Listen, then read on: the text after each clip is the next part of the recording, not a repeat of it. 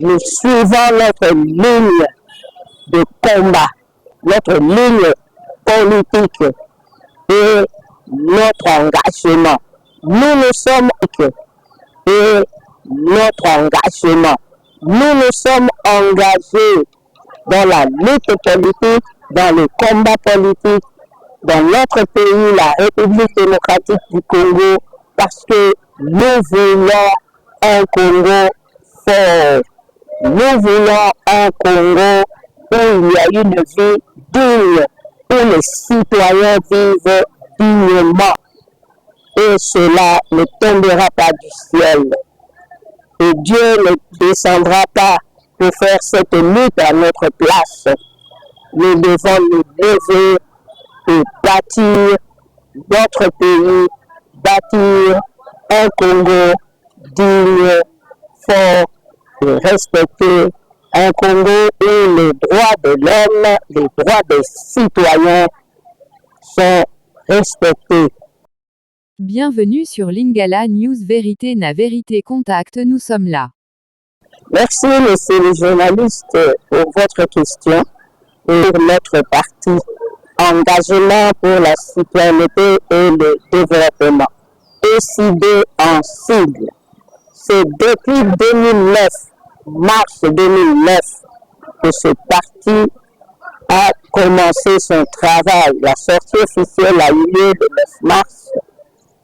Et à ce jour, voici 17 ans. ECD, engagement pour la citoyenneté et le développement, travail. Et c'est un parti qui n'est pas au pouvoir, un parti qui est dans l'opposition. Et un parti qui fait son travail.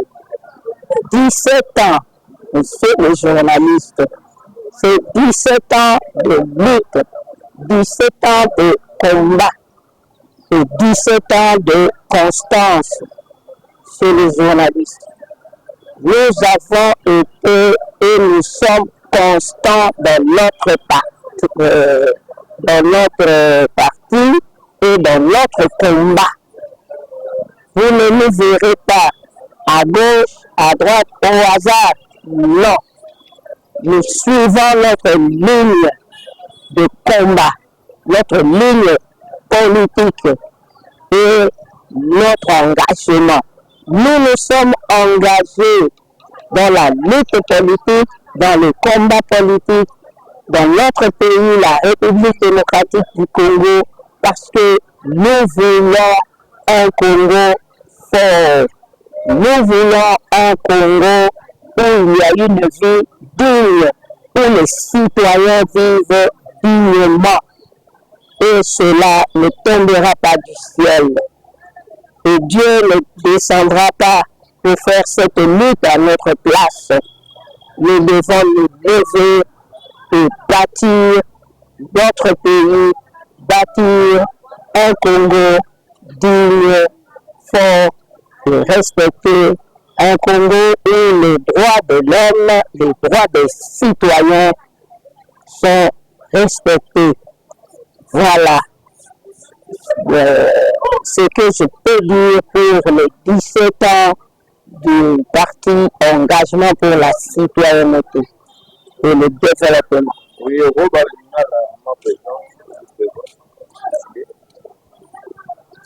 monsieur le journaliste, le temps de nous pour la motuna noyée, nous tenons et au moment qui dit ça, liboso ya siège na biso na mwana mboka de bundeli ya peuple, le commandant du peuple Martin Fayulu Madidi elongo na biso baye epona kobunda etumba ya politiki na mboka na biso pembeni ya Martin Fayulu Madidi uto 2009 na sanza ya mars le 9 parti na biso esalaki sortie officielle ebandaki mosala oyo biso tolingi Congo République démocratique du Congo ezala mboka moko ya makasi, mboka moko oyo kovanda na Congo biso bayi Congo tozali kosepela na mboka na biso. Tolingi mboka oyo ya kolelalela te. Tolingi mboka oyo bato bazali bato moko pamba baza kolelalela no.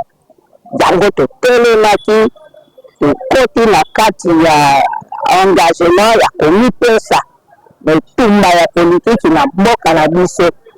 Pote mboka na biso Congo ezala mboka ya esengo, mboka oyo moto nyonso aza kolia, aza komela, azosala mosala, azosepela mpe na lifuti na ye, mboka oyo makoki ya bato elevi droit de l'homme, makoki ya bamama elevi droit de la femme, na makoki ya bana le droit de l'enfant ezali kotosama mpe kotosisama. Voilà nini nakoki koloba mpona motuna etuni ngai. Tozalaki kosepela mpe kokundela ndenge Lingomba oyo eside engagement pour la citoyenneté et le développement oyo tambusami na commandant du peuple mwana mboka Martin Fayulu Madidi ewuti kokokisa 17 ans. 17 ans wana ezalaki ya ofele te komona Lingomba bakelaki Lingomba bazali wana bandeko oyo mpe baye kokuta biso wana basangani na biso toza kotambola elengo na limelia nyonso na botosi alima ya Lingomba mpe na kati ya elonga ndenge bana nzambe batambolaka. Atuka ezali likambo ya kopesa félicitation na elonga eye 17 ans. Mibu zomi na sango ezali pete te me elengi yango elongo na nzambe ya biso mpe na kotosaka mibeko ya mboka, kotosaka alima ya parti na biso, statu ya parti na biso, alima ya parti na biso. Yango wana totamboli kokisi 17 ans. Merci, monsieur le journaliste. Oui, il faut se présenter dans c'est le journaliste Monsieur le journaliste, je m'appelle Marie-Jeanne Bouraka. Je suis dans ce parti, je suis parmi les fondateurs du parti SID, Engagement pour la citoyenneté et le développement. Et depuis la fondation du parti, nous sommes dans la présidence du parti et nous dirigeons notre parti ensemble avec le président Martin Fayulu Madidi. Voilà ce que je peux dire. Je suis juriste, je suis activiste des droits de l'homme, activiste politique, j'évolue en politique, j'évolue dans la défense des droits de la femme, des droits de l'enfant, des droits de l'homme en général. Et voilà, nous sommes engagés dans ce terrain-là. Voilà ce que je peux dire pour les 17 ans du parti Engagement pour la citoyenneté et le développement. Oui,